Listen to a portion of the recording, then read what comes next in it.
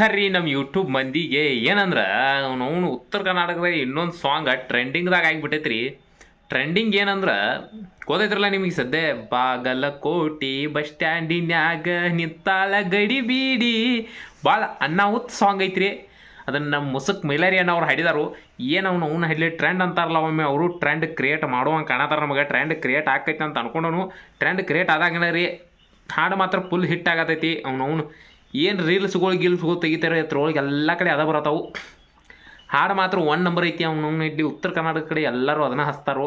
ಇನ್ನು ಎಲ್ಲಿ ಉಡಿ ತುಂಬ್ತಾರೆ ನೋಡಿದಿರಿ ಅಂದ್ರೆ ನಮ್ಮ ಕಡೆ ಉಡಿ ಮದುವೆ ಉಡಿಯೋದು ತುಂಬ್ತಾರಲ್ಲ, ಈ ಹಾಡು ಮಾತ್ರ ಫುಲ್ ಫೇಮಸ್ ಆಗೋದು ಮಾತ್ರ ಗ್ಯಾರಂಟಿ. ಯಾಕಂದ್ರೆ ಈ ಹಾಡು ಹಂಗೈತಿ, ಫೇಮಸ್ ಆಗೋದನ. ಯಾಕಂದ್ರೆ ಅದು ಹಾಡ ಹಂಗೈತಿ. ಕಾಶ್ಮೀರ ಹಣ್ಣು ನಡ್ಕೋದು ಮತ್ತು ಡೈಲಾಗ್ಗಳು ಬೇರೆ ಬೇರೆ ಅದಾವೆ. ಕಾಶ್ಮೀರ ಹಣ್ಣು ಏನು ನಿನಕನ ಏನು ನಮಗೂ ಕೇಳಿ ಅದು ಮೈಂಡ್ ಒಮ್ಮೆ ಸುತ್ತದ ಅದ ಹಾಡಕ್ಕೆ ಕೇಳ್ಬೇಕಂತ ಅನ್ಸಾತೈತಿ. ಹಂಗೆ ನಿಮಗೂ ಅನಿಸೈತಿ. ಆದ್ರೆ ನೀವು ಅವನವನ್ನ ಹೆಡ್ಡಿ ಹೇಳ್ಕೋದಿಲ್ಲ. ನಾ ಹೇಳತ್ತನ ಸಬ್ಸ್ಕ್ರೈಬ್ ಮಾಡಿರಿ. ಯಾರ್ಯಾರು ಹಾಡು ಕೇಳಿದಾರಲ್ಲ ಅವ್ರ, ನನಗೆ ಮಾತ್ರ ಭಾಳ ಅನಾಹುತ ಅನಿಸ್ತಿ ಹಾಡು ಕೇಳಿ. ಒಟ್ಟು ಮೋಟಿವೇಶನ್ ಅಂತಾರಲ್ಲ, ಹಂಗೆ ಒಂದಷ್ಟು ತೊಡೆ ಮಂದಿ ಮೋಟಿವೇಶನ್ ಮಾಡಿಬಿಡ್ತೈತಿ ಅದು ಹಾಡು. ನನಗೆ ಮಾತ್ರ ಭಾಳ ಕೆಟ್ಟ ಅನಾಹುತ ಅನಿಸೈತಿಪ್ಪ. ಅದಕ್ಕೋಸ್ಕರ ಹೇಳೋದನು. ಇದನ್ನು ಯಾರು ಇನ್ನೂ ಕೇಳಿಲ್ಲ ಅವರೆಲ್ಲರೂ ಹೋಗಿ ಕೇಳ್ರಿ. ಹಾಡು ಮಾತ್ರ ಭಾಳ ಅನಾಹುತೈತಿ. ನಮಗೆ ಮಾತ್ರ ಮೈಲಾರಿ ಎಣ್ಣೆ ಒಮ್ಮೆ ಭಾಳ ಕೆಟ್ಟ ಅನಿಸ್ಬಿಡ್ತು. ಒಮ್ಮೆ ಹಾಡು ಕೇಳಿದ ಮೇಲೆ ಮೈಲಾರಿ ಎಣ್ಣೆ ಟ್ರೆಂಡ್ ಕ್ರಿಯೇಟ್ ಮಾಡಿದಂಗಪ್ಪ ಅಂತೇಳಿ.